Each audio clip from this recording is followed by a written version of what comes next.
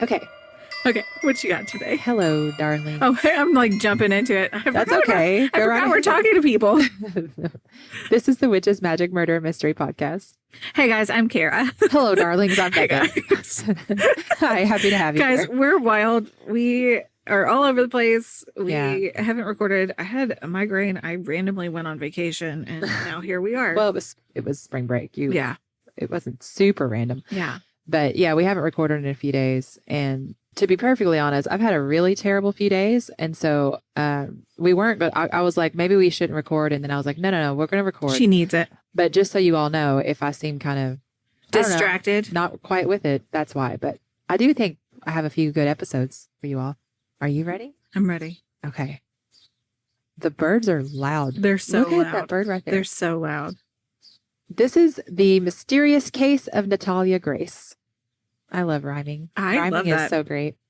In 2010, an Indiana couple, Michael and Christine Barnett, adopted Natalia Grace, who she is a Ukrainian orphan with a rare form of dwarfism called spondyloepiphyseal dysplasia congenita. Thank you. Thank you very much. Wow. Yeah. Kara is speechless. I think I pronounced it correctly. Spondyloepiphyseal. How many letters is that? A lot. It's a lot. The Barnetts were already experienced parents. They actually were kind of famous. They had gained some fame because their eldest son, Jacob, was like a physics prodigy. Okay. And they were like, we're going to open up our home to this 6-year-old girl, Natalia Grace, who's in need of love and care, you know? Okay. However, they soon became convinced that something was terribly wrong. According to the Barnetts, Natalia displayed behaviors inconsistent with that of a young child. She allegedly had a sophisticated vocabulary, adult-like interests, and even attempted to harm them on multiple occasions. So Christine Barnett later claimed that Natalia threatened to kill them, tried to poison her, and was caught standing over them at night. Which we've discussed that. You know, when you wake up and your and your kids right kids are there, just like you're oh my hovering, God. and you're like, what do you need? So all of this led the Barnetts.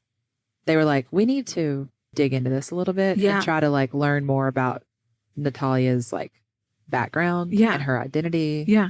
What we've been told, like, does what we've been told match up with reality? Right.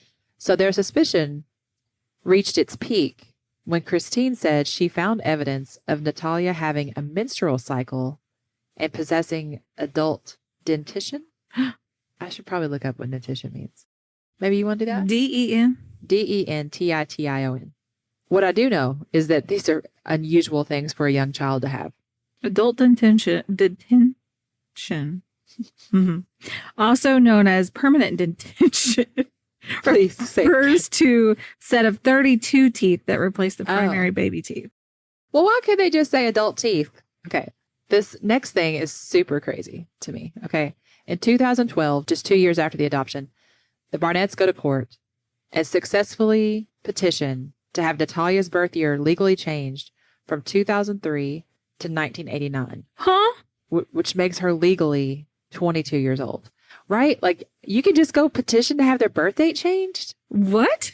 So the court's decision was... So they just decide how old they think she is, and they're like, yep, we're going to put it on there? Yes, there were factors presented by the Barnetts that influenced this decision, okay? Physical characteristics. They said they observed Natalia had physical traits they believed were inconsistent with her reported age, like adult teeth. Right. And again, I don't know why they couldn't have just said adult teeth earlier.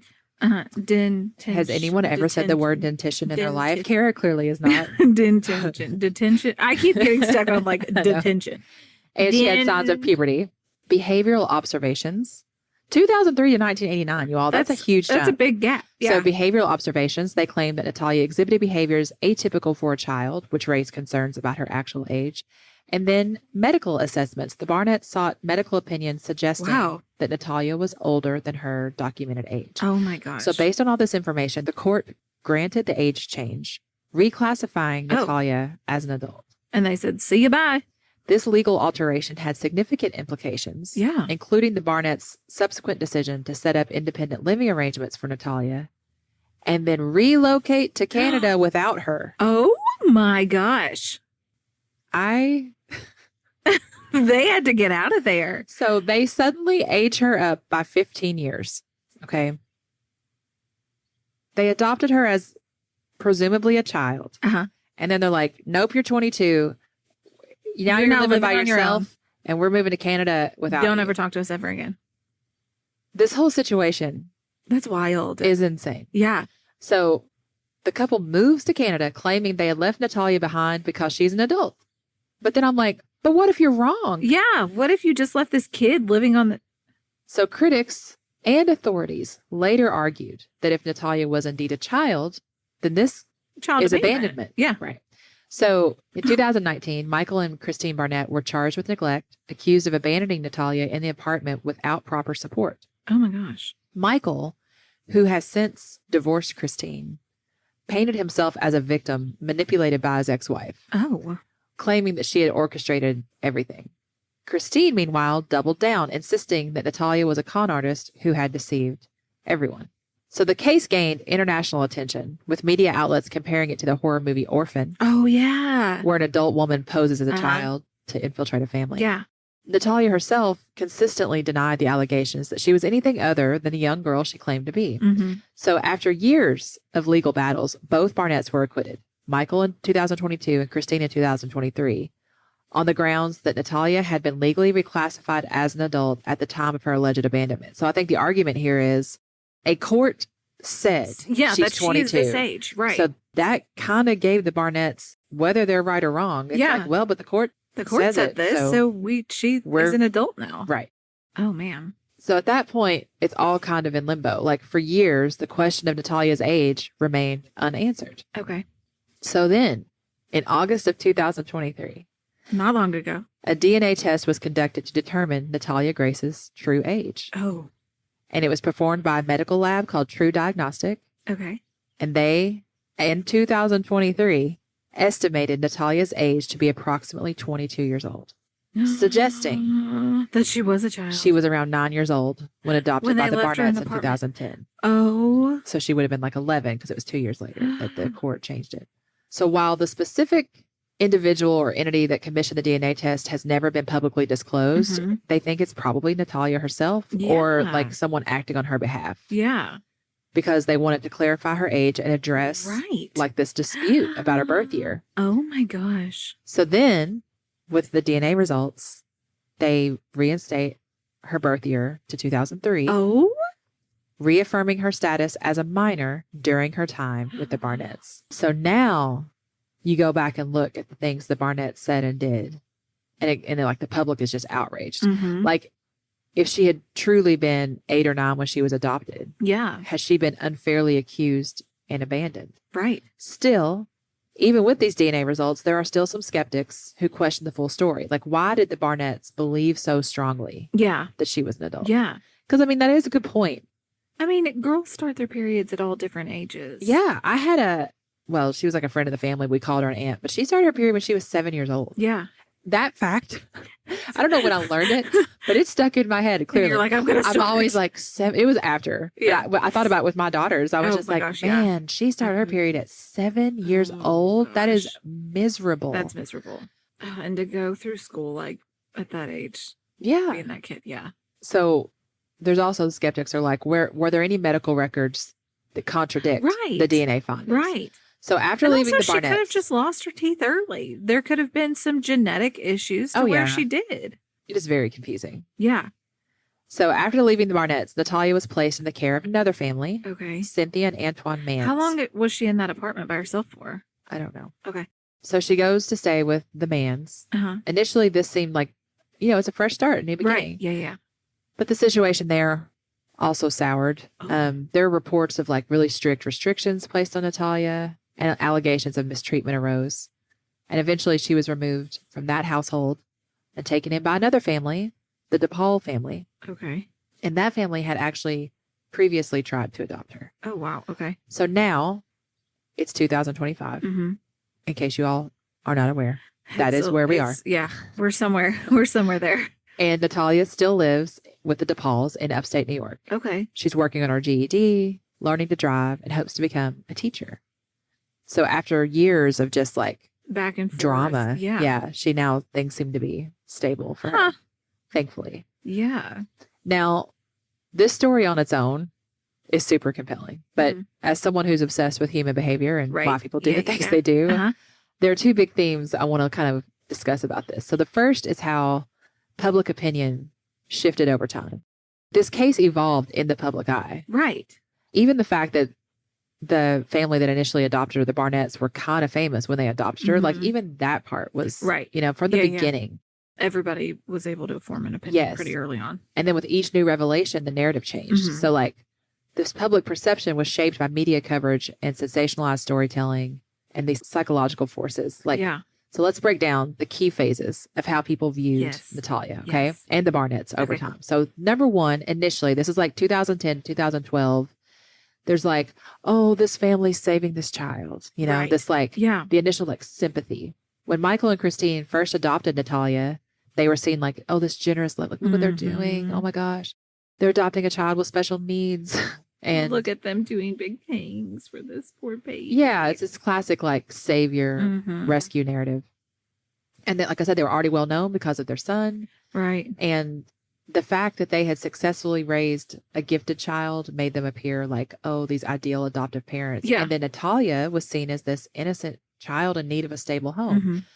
But behind the scenes, the Barnetts are getting suspicious. And in 2012, they legally changed her age. And that is another big shift in the narrative. And so now we get into she's being abusive towards them. Yes.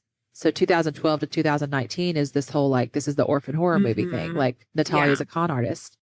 And this is when the Barnetts' version of events became the dominant narrative, which is really, if you think about if it's true that Natalia was a child during this, but the main thing that's being showed in the media is the Barnetts' narrative. It's just even worse to think about. You don't know, because what was this child supposed to do? Yeah. So when the Barnetts left Natalia in an apartment alone and moved to Canada, they presented themselves as like, we were deceived. Like, we aren't bad parents. We're the victims, you know? And so the media went nuts, of course, with like the more sensation, like the things, the clickbait part, right? Like Natalia was an adult masquerading as a child and she's dangerous. And what is she doing with this family? Like, what's her game, you know? It's so secretive. Meanwhile, she's freaking 9 years old. She's actually a child. She can't. The movie live by herself here. That movie Orphan had come out in 2009. So like this kind of started, let's see, in like 2012. So it had pretty recently been out. Right. It was People a pretty big like, horror there movie. she is. So it's like Here right she there. is. It's her. It makes it even more sensational, right?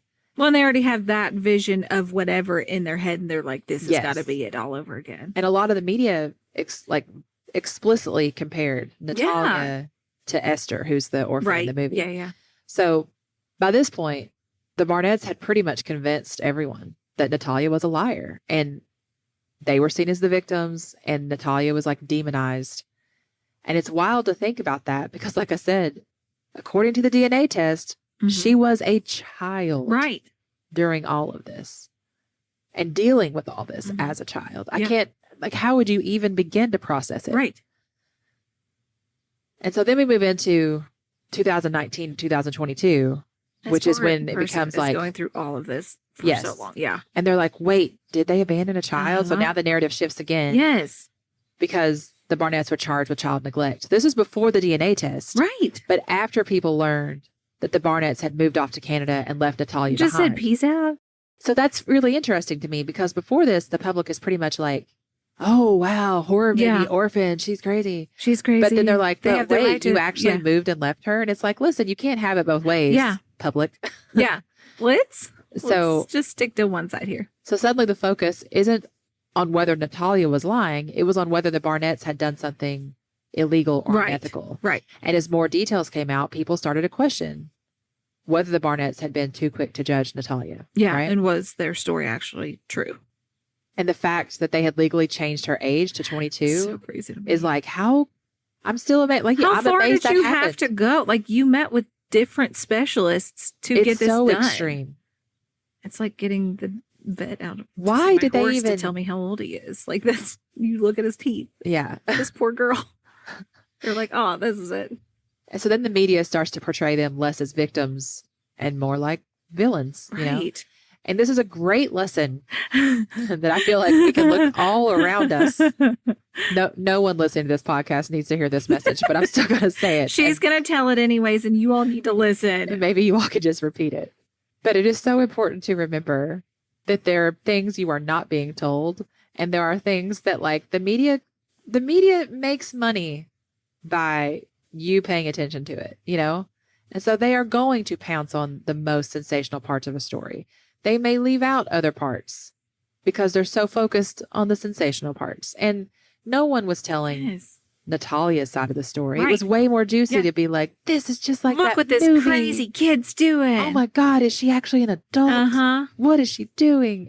And then I wonder if there's anything about her being, I want to make sure I don't say this wrong, Ukrainian. I was about to say Hungarian, so I'm glad I checked. About her being Ukrainian that plays into this, right? Like, she's a foreign adopted child. Yeah, like there's something secretive going on here. Right. There's something behind the scenes that it's excellent clickbait. Yeah. I would have read that story if I saw that headline, you know? Yeah. But then I would be like, oh, what's this? And when you're only hearing one side of the story, it's almost like you don't even think to check for another side sometimes. Yeah. Because this is all just so compelling. Yeah. And that goes for every single thing you read in the news. Okay. But still, public opinion is divided. While there still are some people who believe Natalia had deceived the Barnetts, there are still others that are like, no, she was abandoned. Yeah. And like I said, this was before the DNA test. And you said it was an apartment complex. Like, this little kid's just wandering around this apartment complex. Like, I guess, yeah. Like, can you imagine? Yeah. Just leaving your the neighbors being like 9, 10, 11-year-old.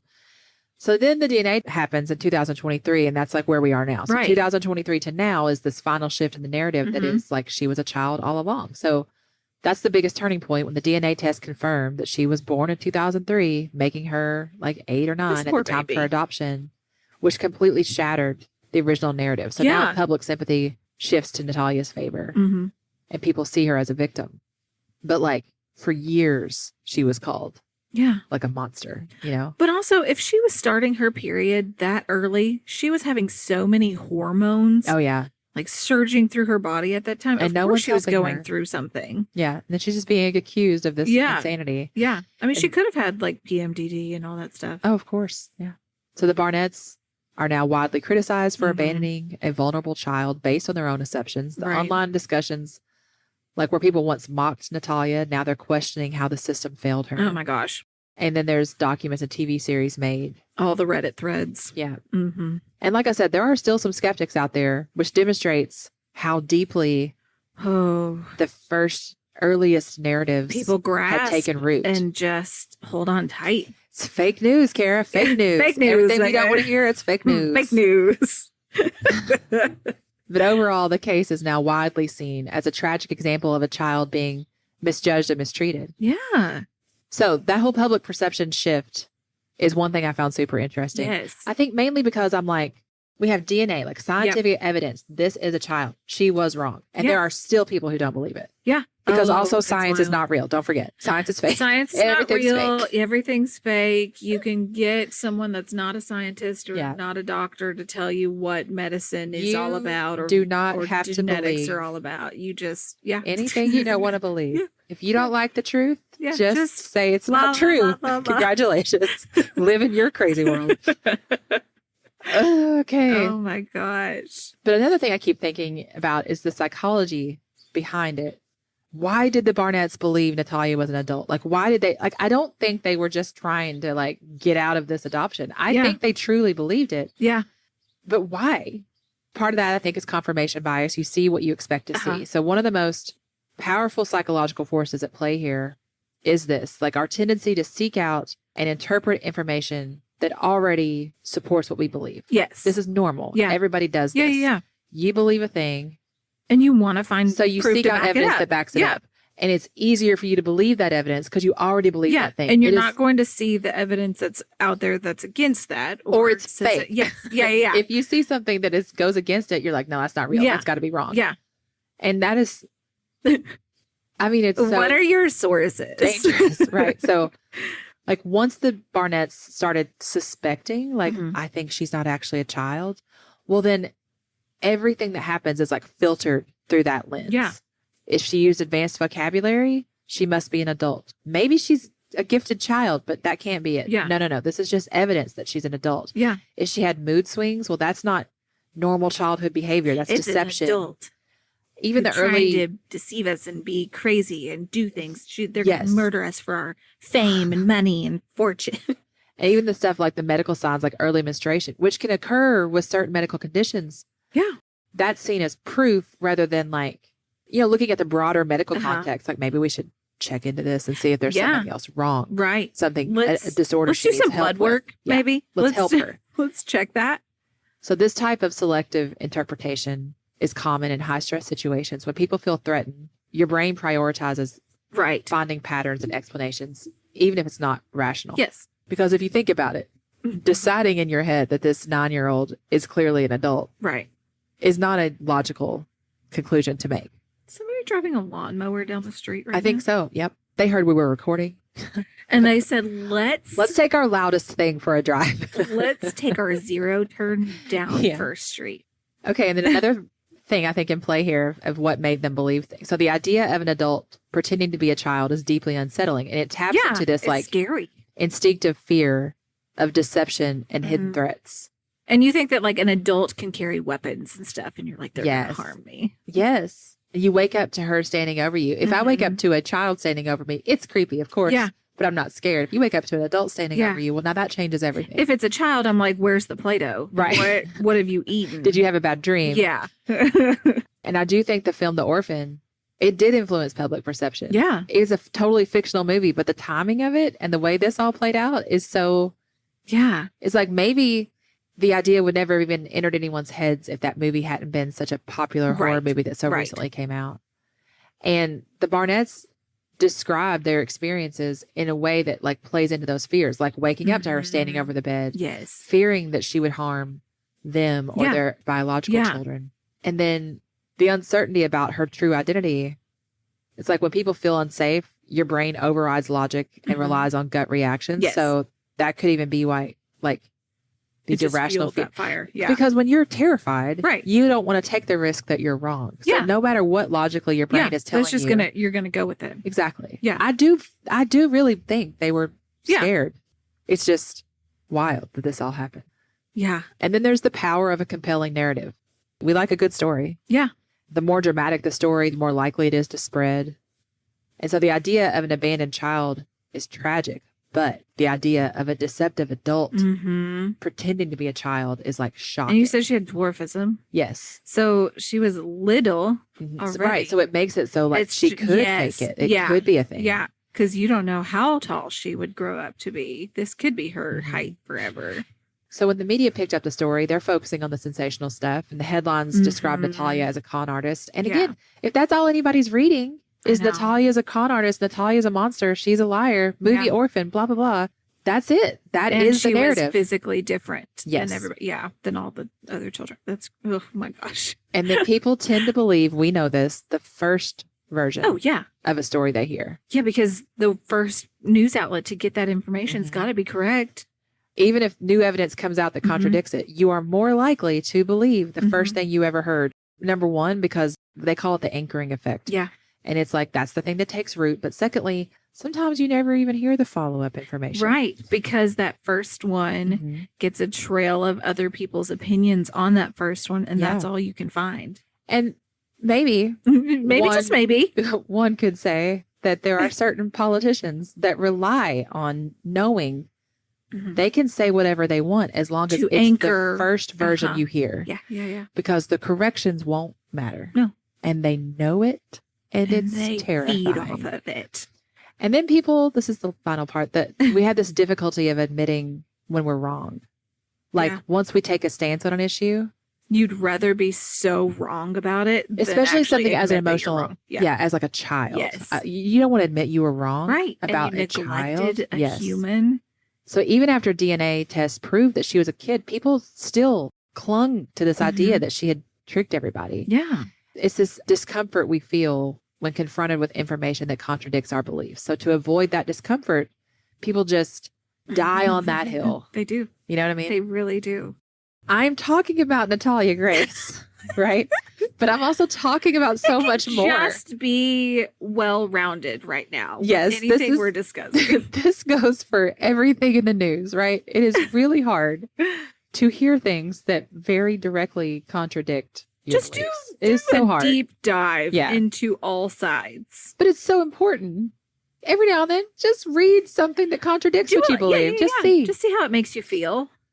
So, and even the Barnetts, once they had committed to the belief that Natalia was an adult, admitting they were wrong would have meant admitting they abandoned a child, which would be psychologically hard to accept. Damning. Yeah. Yeah. So ultimately, this case reminds us to question our assumptions and be mindful of how narratives in the media can shape what we believe. Yeah. Ultimately, this case is a cautionary tale about how easily the wrong narrative can take hold and how difficult it is to undo the damage once it has. And the truth about Natalia Grace may never fully be known. But what's clear is she endured something unimaginable. And she's caught in this weird world between perception and reality. And I can imagine being a child dealing with that is the wildest gaslighting ever. Yeah. Like, you're not a child, you're an adult. And just the mental... Live like an adult. The stuff that she went through Yeah. that has like shaped her as a human. Woof. And she's found stability now, but the legacy here is about the dangers of assumption and the human cost of sensationalism. Yeah. So just something to keep in mind, everybody. Just a little.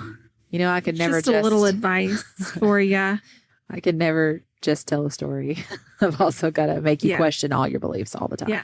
That's it. Here we are. Thank you so much for listening. Yeah, we love you all so much. Super, super duper a lot. Super duper. Super duper, regardless of how old you are. Our young listeners are my favorite. I know. I love hearing from you guys. Sometimes I want to be like, plug your ears. I know. But we do. Make sure your parents are okay listening. Okay, goodbye. Goodbye.